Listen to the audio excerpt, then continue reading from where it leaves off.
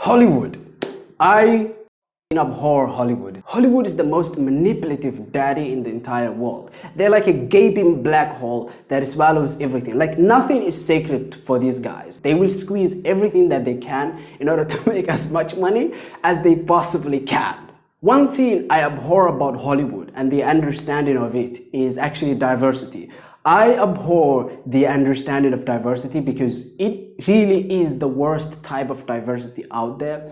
In particular, it tries to represent and it tries to appeal and it tries to look diverse. But deep down, once you actually peel down the layers, there is nothing there. There is no diversity of cultural thought. There is diversity of cultural aesthetic. I will actually analyze Mulan and other examples in order to talk about this because this is a follow-up for last video. But Hollywood is a gaping black hole. Mulan is a movie that pretends it is diversity. Mulan is a movie that looks from the outside, a diverse movie, right? But deep down, it is not. The characters in Mulan do not behave like Chinese. The characters in this particular story, they are basically what if you took Americans and you gave them Chinese clothes, cultural clothes, and then you put them in like Chinese, architecture, and you had some Chinese mythology as well as folklore sprinkled in there. And some of it is even wrong. Because what Disney wants is not to have diversity that is complete. They want to have half of diversity. In other words, they want to have diversity that can get people to the movie. But once the people watch the movie, once the people have bought the tickets, once the people are looking at this stuff, they don't want to challenge the audience. Because if you do that, in other words, they don't want to challenge the mostly Western American audience. Why? Because if you do that, you end up retaliation. You end up, challenging most people, and it's not the most serviceable product. It does not pander to the masses, in other words. But you want to have something that can pander to the masses, but at the same time, does not challenge the masses. Because if you challenge the masses, that's when you lose them. And this is the issue with Hollywood diversity. Because what Hollywood wants is to take diversity as aesthetic, take diversity as the trailer of the movie, okay? Take diversity as aesthetic. And so, oh, look, we are diverse, but deep down, once you peel the layers, there is literally nothing there. It is completely empty. And the characters in Mulan do not behave like Chinese. Actually, I have a lot of Chinese friends. I live in Malaysia and I have a lot of colleagues in university who are Chinese, and they do not behave like I do. They do not behave like Americans. These people are completely different in terms of thought. The way they move, the way they behave, the way they talk to each other, what they even find funny, what they don't find funny, what they find offensive, it all completely differs from what I find offensive and what you would find offensive. But the characters in Mulan, like if you're an American and you're watching that, you completely feel as if these people are just slightly different than you. Like they just look different and they dress different, and that's it. They think mostly like you do.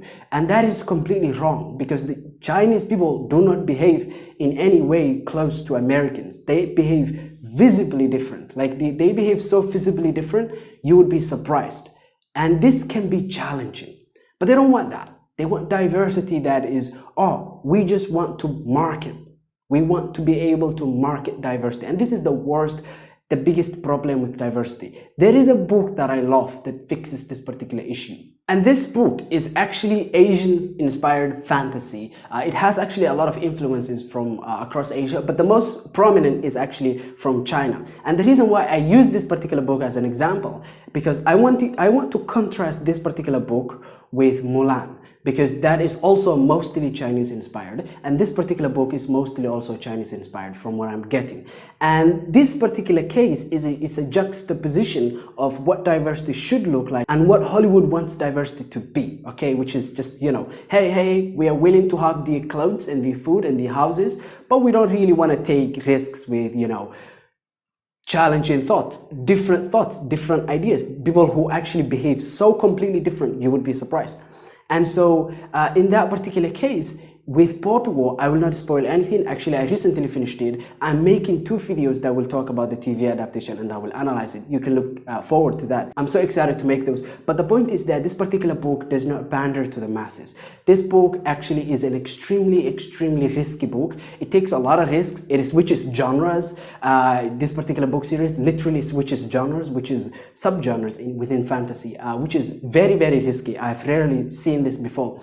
And it is really a particularly beautifully written book as well in terms of prose. But the most prominent thing that I have loved about this particular story is it showcases what diversity should be. In other words, it's not just, you know, Americans dressed in Chinese clothes. In this particular case, what it is people who are not only aesthetically different, but also think different, people who behave different. And this is the most important thing that Hollywood fails to understand. Actually, no. Hollywood does not fail to understand this. Hollywood does not want this. Hollywood does not want this. They don't like it. They like things to be as broad as is possible. I really abhor this particular behavior.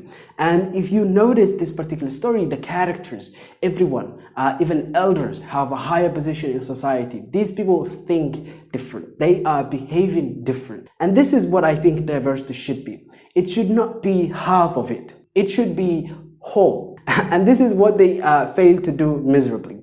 I hope that you enjoyed this particular video. I will not actually spoil any of the story because I will do that in the coming videos. I analyze books and I make daily uploads. If you want me to analyze your favorite book, tell me down in the comments, and please, you know, I'm doing daily uploads, so try to help me out. Subscribe if you enjoyed this particular video. Have a nice day.